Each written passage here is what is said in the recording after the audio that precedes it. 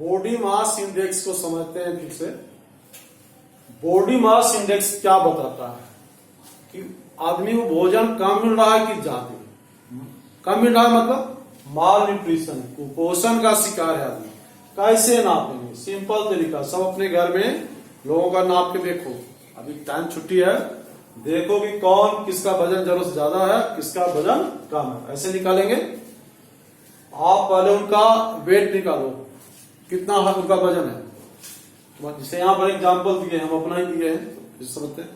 तो यहाँ पर जैसे 90 kg है, आप उसको डिवाइड करो, हाइट को मीटर में निकालो। मान लिया किसी का हाइट कुछ है, मान लिया 1.5 है, 150 सेंटीमीटर। जैसे यहाँ मेरा 1.8, तो 1.8 लिख दिए मीटर। इसको स्क्वायर बनाना, हाइट को मीटर में लिखना है, समझे? और उसका स्क्वायर बना देना। जैसे हम देखिए 1.8, इसको डिवाइड कर दीजिए। सिंपल तरीका, घर पर निकल जाएगा। तो निकल, उसके बाद देखिए कि इसका अगर 18.5 या उससे कम आता है तो माना जाएगा उस आदमी का कुपोषण है, शिकार है, यानी अंडर वेट है वो, यानी उसको ज्यादा भोजन की जरूरत है। आप घर में निकाल के देखो भी, सबका बैठे हो सब परिवार के लोग निकालो। लेकिन ये एडल्ट का ही निकलेगा, जो 18 साल से ऊपर हो गया तब। बच्चे का तुम्हारा नहीं निकलेगा। मम्मी का, पापा का निकालो, ग्रैंडफादर का, ग्रैंडमदर का निकालो भी घर में बैठे बैठे, किनका कितना वेट है सीख जाओगे बॉडी मास इंडेक्स निकालने के लिए। अगर ये 25 या उससे ज्यादा आ गया तो ओवर वेट है, यानी जरूरत से ज्यादा वजन है उनका। घर में बैठे पता करो कि अगर दोनों के बीच में है तो ठीक है, एवरेज आदमी है, फिट है कि नहीं। तो इस तरह से बॉडी मास इंडेक्स से पता चलता है कि आदमी कुपोषण का शिकार है, माल न्यूट्रिशन है या नहीं है। ठीक है ना। अब यहां पर देखिए इनकम एंड अदर क्राइटेरिया। अब इन्फेंट मोर्टिलिटी रेट। इन्फेंट पहले भी बताया, 1 साल तक के बच्चे को कहते हैं इन्फेंट। मोर्टिलिटी माने मृत्यु, रेट में दर। तो मातृ शिशु दर, जो हिंदी वाला उसने बताते हैं हिंदी, 1 साल में प्रति 100 पर 100 कितने इन्फेंट जो है मर गए, यानी 1 साल वो पूरा नहीं कर पाए, अपना पहला बर्थडे वो नहीं मना पाए, एक साल पूरा नहीं कर पाए। तो कहते हैं इन्फेंट मोर्टेलिटी रेट। ये शो करता है कुछ स्टेट या कंट्री का मेडिकल फैसिलिटी बेहतर है या नहीं है। अब है लिटरेसी रेट। तो लिटरेसी रेट क्या बताता है? लिटरेसी रेट बताता है कितने % लोग पढ़े लिखे हैं। इसका तरीका 7 ईयर से काउंट किया जाता है। तो लिटरेसी रेट है कितने % लोग पढ़े लिखे हैं। फिर है नेट अटेंडेंस रेशियो, कितना बच्चा जो है 14-15 साल तक का स्कूल जा रहा है।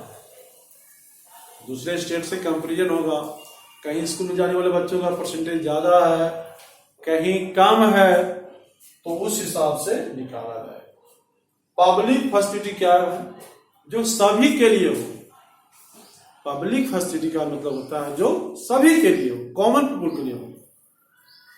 वाटर सप्लाई है गवर्नमेंट के द्वारा, गवर्नमेंट हॉस्पिटल है, गवर्नमेंट स्कूल है, तो वो सभी के लिए, अमीर हो गरीब हो सब आदमी के लिए।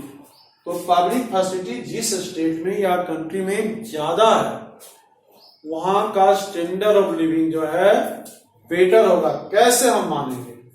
अब साउथ इंडिया में दिया बुक में, साउथ इंडिया में जो पीडीएस है, पीडीएस जानते हैं, पब्लिक डिस्ट्रीब्यूशन सिस्टम, इसको राशन की दुकान कहते हैं।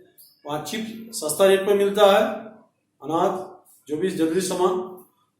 तो बिहार से कंपेरिजन करेंगे तो केरला में पीडीएस ज्यादा सफल है, मेडिकल फैसिलिटी वहां ज्यादा अच्छा है। तो इस वजह से वहां का जो है लोग कम पैसे में बेहतर सुविधा पा रहे हैं गवर्नमेंट से, तो वो डेवलप ज्यादा है। बिहार में उतना इनकम में लोग वो फैसिलिटी नहीं पा रहे हैं, क्योंकि गवर्नमेंट का जो इंस्टीट्यूशन है उसको उतना फैसिलिटी मिला हुआ नहीं है। तो इस तरीके से इसको समझ लेना है। अब फिर से हम इसको एक बार ऊपर से क्लियर करते चलते हैं।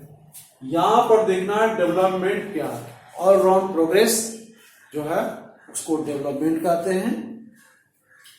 डिफरेंट पीपुल डिफरेंट गोल है, बुक में देखिए टॉपिक दिया हुआ, जिसका जो कंडीशन है वो उसी हिसाब से सोचता है वो। ठीक है, हम खरीदते हैं कोई चीज, क्या चाहते हैं मार्केट में सस्ता मिले, हमारी सोच क्या होती है, गोल क्या है, सस्ता हासिल करें। जो सेलर वो क्या चाहता है, ज्यादा पैसा में बेचे। तो दोनों की सोच अलग है। मनी और मटेरियल थिंग्स, मनी बोले या मटेरियल थिंग्स बोले एक ही बात है। मनी तो समझ ही रहे हैं, और मटेरियल थिंग्स जो पैसा से हम खरीद सकते हैं। और तो पैसा तो चाहिए ही चाहिए डेवलपमेंट के लिए। और नॉन मटेरियल थिंग्स जो कहते हैं जो पैसा से नहीं खरीदाता है, जैसे फ्रेंडशिप है, पॉल्यूशन फ्री एनवायरमेंट है, पेरेंट्स का प्यार है, रिलेशनशिप है, ये सब चीज बहुत मायने रखता है। आप अमेरिका में जॉब करने जाओ, या आपके परिवार के लोग को देखने वाला कोई नहीं है, बच्चे आपके पढ़ रहे हैं, कोई देखने वाला नहीं, तो क्या करोगे। हो सकता है जॉब को हम छोड़ दें, ज्यादा पैसे वाला कम पैसा वाला जॉब को ही एक्सेप्ट करेगा आदमी, जहां पर वो फैमिली के लिए टाइम दे सकता है, बच्चों का देखभाल कर सकता है, अपने पेरेंट्स का देखभाल कर सकता है। तो ये सब चीज यहां पर देखना है। नेशनल डेवलपमेंट, गवर्नमेंट चाहती है कि हमारे पीपुल का एवरेज डेवलपमेंट हो, यानी सबका बराबर हो, किसी का कम या ज्यादा नहीं हो। लेकिन ऐसा होता नहीं है प्रैक्टिकल में। कन्फ्लिक्टिंग गोल नोशन, नोशन में होता है लक्ष्य, गोल। कन्फ्लिक्टिंग का मतलब क्या होता है, झगड़ा, विवाद होना। तो विवाद कब होगा, जब दोनों का नोशन एक दूसरे के खिलाफ हो। ठीक है, अब आप बताओ, एक का डेवलपमेंट होने से दूसरे का विनाश हो जाता है। इसमें एग्जांपल दिया है कि अगर लेबर की गवर्नमेंट मजदूरी बढ़ा देती है, बात का मतलब एग्जांपल है, तो जो लेबर से काम कराने वाले हैं उनकी इनकम घट जाएगी, तो वो कभी नहीं चाहेंगे। ठीक है, आप गवर्नमेंट बिजली का रेट बढ़ा दे, गवर्नमेंट की प्रॉफिट बढ़ जाएगी, जो इलेक्ट्रिसिटी से काम करने वाला है उसकी लॉस हो जाएगी। तो ये कन्फ्लिक्टिंग नोशन, दोनों की चाह अलग है, दोनों अगर अपना अपना सोचेंगे तो एक का डेवलपमेंट जैसी होगा, दूसरे का क्या हो जाएगा, नुकसान हो जाएगा। उसी को कहते हैं कन्फ्लिक्टिंग नोशन। एक का डेवलपमेंट हुआ कि दूसरा का विनाश हो गया। अब यहां पर देखिए टॉपिक अगला, how to compare different countries और स्टेट। कंट्री को कंपेरिजन कैसे क्लास में करते हैं, कौन स्टूडेंट है, हर सब्जेक्ट का मार्क्स को जोड़ते हैं, तब तो पता कर लेते हैं कि हाँ भाई किस स्टूडेंट का रैंकिंग क्लास में बेहतर है। यहां पर हम देखेंगे डिफरेंट कंट्री की जो स्टेट है उसका यहाँ क्राइटेरिया दिया हुआ है, उसमें दिया हुआ एवरेज इनकम है, इसके अलावे और भी चीज, लाइफ एक्सपेक्टेंसी है, यहाँ पर देखिए दिया हुआ है। तो इससे कंपेरिजन वो करेंगे हम। देखिए लाइफ एक्सपेक्टेंसी है, लिटरेसी रेट है, तो यहां पर देखेंगे। अब यहां पर देखते हैं एवरेज इनकम और पर कैपिटा इनकम, इसको फिर से समझिए। औसत आमदनी बोलिए या प्रति व्यक्ति आय, दोनों एक ही चीज है, देखिए अभी करके लिखिए, दोनों में कोई डिफरेंस नहीं है। एवरेज इनकम बोलेंगे या पर कैपिटा इनकम बोलेंगे, दोनों एक चीज है। तो एग्जाम में कंफ्यूज नहीं करना। कैसे निकालेंगे, सिंपल सी है, total income of a nation, nation का जो टोटल इनकम है उसको डिवाइड करेंगे टोटल नंबर ऑफ पीपल या पॉपुलेशन कर सकते हैं, तो एवरेज निकल जाएगा। आप अपने फैमिली का भी निकाल के देखो, अगर घर में 10 लोग हैं और इनकम है 50,000 फैमिली का, तो पर कैपिटा इनकम कितना हुआ फैमिली मेंबर का, निकाल दो, घर पर 5,000 हुआ, 10 से डिवाइड करेंगे। तो यही है एवरेज इनकम और पर कैपिटा इनकम। आप इसमें देखेंगे income and other criteria. Other criteria में ये देखेगा आदमी कि हमको पैसा के अलावे और चीज है कि नहीं सुविधा। ऐसा नहीं कि संडे को छुट्टी नहीं है या छुट्टी बहुत कम है, पैसा सिर्फ मिल रहा है, वहाँ का इन्वायरमेंट अच्छा नहीं है, वहाँ क्राइम बहुत ज़्यादा है, पीने का पानी अच्छा नहीं है, बीमार होने का चांस है, बच्चे के लिए स्कूल नहीं है, हॉस्पिटल नहीं है, तो इनकम है लेकिन बाकी चीज जो है फैसिलिटी नहीं मिल रही है, तो ऐसे स्थिति में लोग काम करना नहीं चाहता या डिस्क्रिमिनेशन होता है, उसके साथ अच्छा व्यवहार नहीं किया जाता, तो वहां पर वो काम नहीं करेंगे। फिर समझिए इनफाइनाइट मॉनिटरी रेट समझिए, 1 साल तक का बच्चा जो मर जाता है 1 साल पूरा होने से पहले, 1 साल तक के बच्चा को इनफाइनाइट कहते हैं।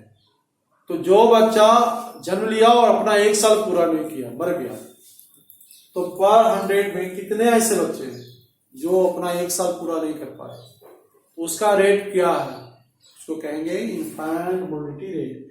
लिटरेसी रेट 7 इयर्स और उसके ऊपर, 7 इयर्स एंड एबव कितने % लोग पढ़े लिखे हैं।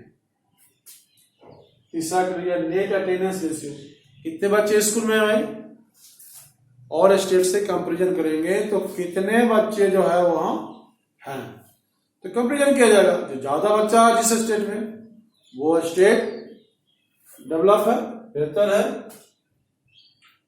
पब्लिक फैसिलिटी, पब्लिक फैसिलिटी का मतलब होता है जो सभी के लिए, तो सभी के लिए कौन हो सकता है फैसिलिटी, जो गवर्नमेंट देती है, जैसे पीडीएस का दुकान है, ज्यादा सक्सेस है, सस्ता अनाज मिल जाता है, गवर्नमेंट हॉस्पिटल है, कम पैसा में इलाज हो जाता है, गवर्नमेंट स्कूल है, कम पैसा में पढ़ सकता है। और यहां पर देखिए लिटरेसी रेट, तो पब्लिक फैसिलिटी जहां ज्यादा रहेगा वहां के लोग कम पैसा में भी अच्छा जीवन जी सकते हैं। नेट अटेंडेंस देखिए, नेट अटेंडेंस रेशियो,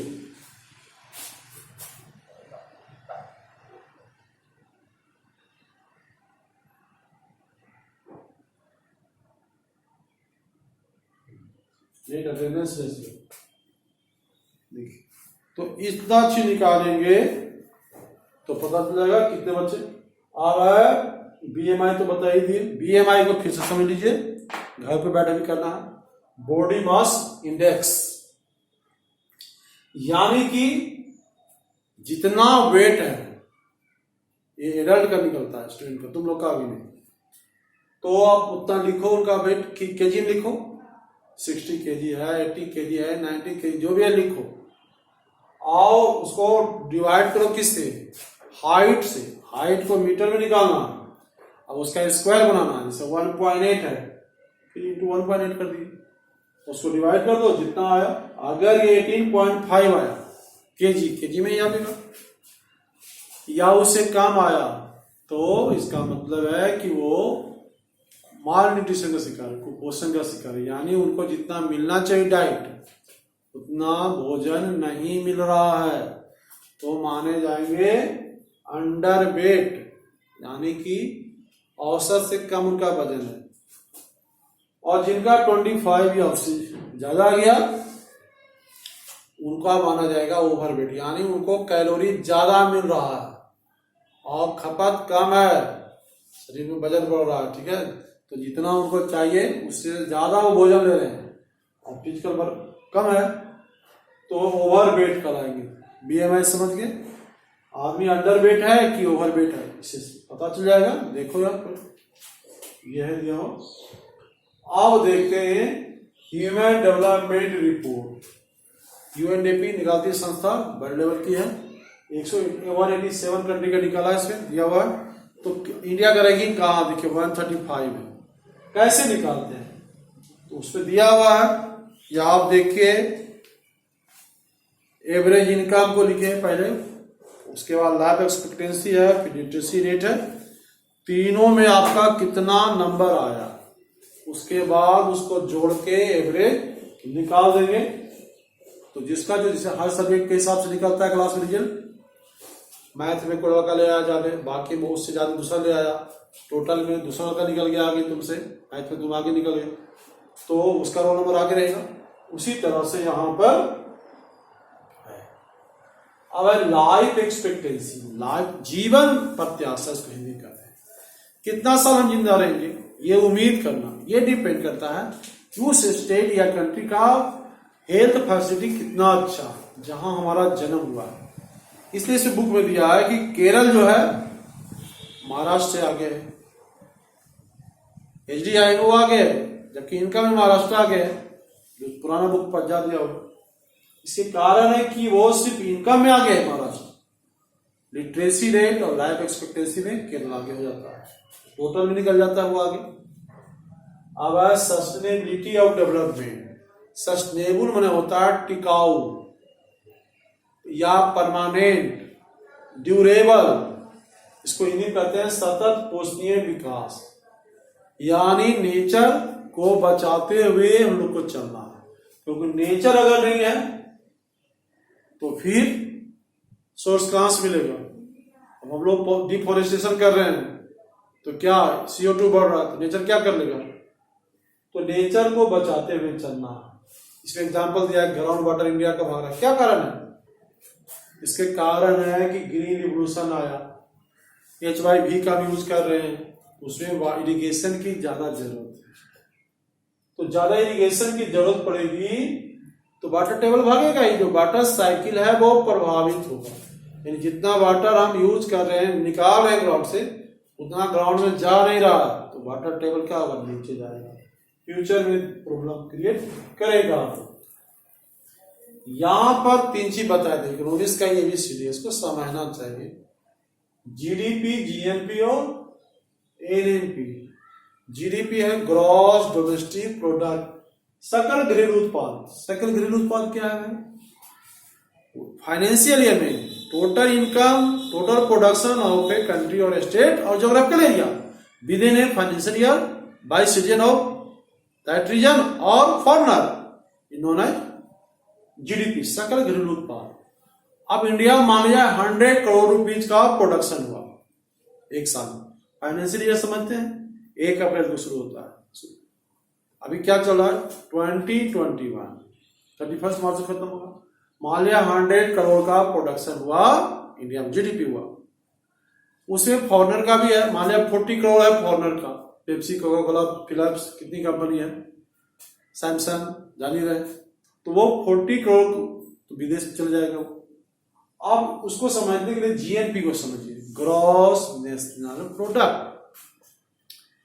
अब है इसमें तो देश के अंदर देश के लोगों ने भी किया प्रोडक्शन और विदेश के लोगों ने भी। इसमें क्या है, कंट्री मैन के द्वारा प्रोडक्शन किया जाता है, यानी इंडिया से बताइए ना, इंडियन के द्वारा एक साल में कितना प्रोडक्शन हो, चाहे वो कंट्री के अंदर हो या कंट्री के बाहर हो।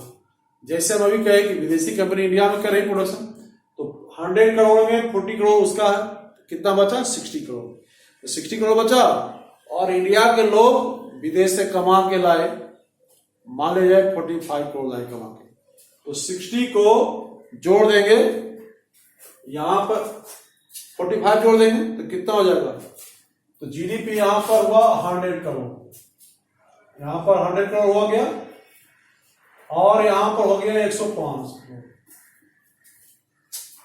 तो ये हो गया 105 करोड़। अब NNP है, नेट नेशनल प्रोडक्ट।